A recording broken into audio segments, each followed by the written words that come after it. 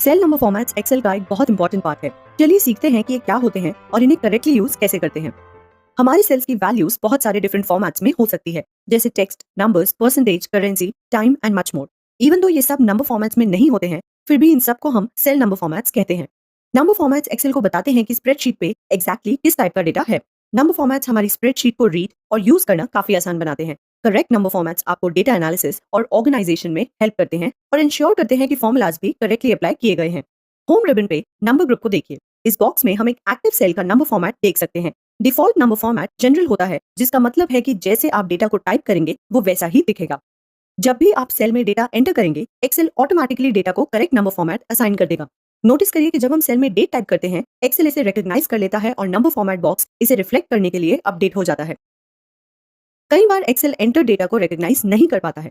जब ऐसा होता है तो वो सेल नंबर फॉर्मेट को जनरल पे ही रहने देता है। फॉर एग्जाम्पल, अगर हम सेल में 1 अप्रैल टाइप करते हैं तो आप नोटिस करेंगे कि सेल नंबर फॉर्मेट अभी भी जनरल ही शो कर रहा है, जिसका मतलब है कि एक्सेल ने रिकॉग्नाइज नहीं किया कि हमारी वैल्यू एक डेट है। अगर हम नंबर फॉर्मेट को करेक्ट नहीं करेंगे तो इससे डेटा एनालिसिस और दूसरे फीचर्स पे इफेक्ट पड़ेगा, क्योंकि एक्सेल को नहीं पता कि हमारी वैल्यू एक डेट है और वो इसे एज अ डेट ट्रीट नहीं करेगा।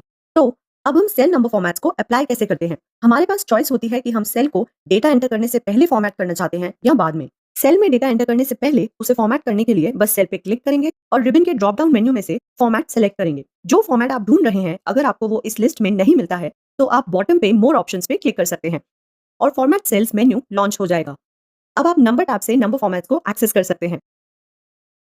हम सेल पे राइट क्लिक करके भी इस मेन्यू को एक्सेस कर सकते हैं।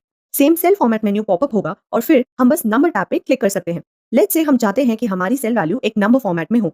एक बार हमने इसे सिलेक्ट कर लिया तो हम इसे फर्दर स्पेसिफाई कर सकते हैं, ये बताने के लिए कि हमारा नंबर कैसा अपीयर होना चाहिए। By default numbers up to 2 decimal places पे डिस्प्लेड होते हैं, पर आप ये कभी भी एडजस्ट कर सकते हैं। फॉर नाउ नंबर को 2 डेसिमल प्लेसेस पे ही रहने देते हैं और थाउजेंड्स को सेपरेट करने के लिए कॉमास को इंक्लूड करते हैं। अब हमारा सेल नंबर फॉर्मेट में है। अब अगर हम सेल में नंबर टाइप करते हैं तो वो ऑटोमेटिकली इस फॉर्मेट पे स्टैंडर्डाइज्ड हो जाएगा। तो जो नंबर हम एंटर करेंगे वो अप टू 2 डेसिमल प्लेसेस पे शो होगा और जहां पे भी एप्लीकेबल होगा वहां पे थाउजेंड्स को सेपरेट करने के लिए कॉमास ऐड हो जाएंगे। इट्स इंपॉर्टेंट टू नोट कि जब हम सेल्स पे नंबर फॉर्मेटिंग अप्लाई करेंगे तो डेटा में कोई चेंज नहीं आएगा। Excel simply changes the way the data is displayed.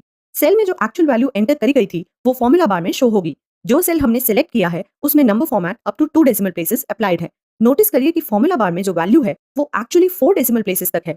ये ओरिजिनल वैल्यू थी जिसे एंटर किया गया था, लेकिन हम नंबर को सिर्फ 2 डेसिमल प्लेसेस तक ही डिस्प्ले करना चाहते हैं। नंबर फॉर्मेटिंग कंसिस्टेंसी और कैलकुलेशंस के लिए चूज की जाती है।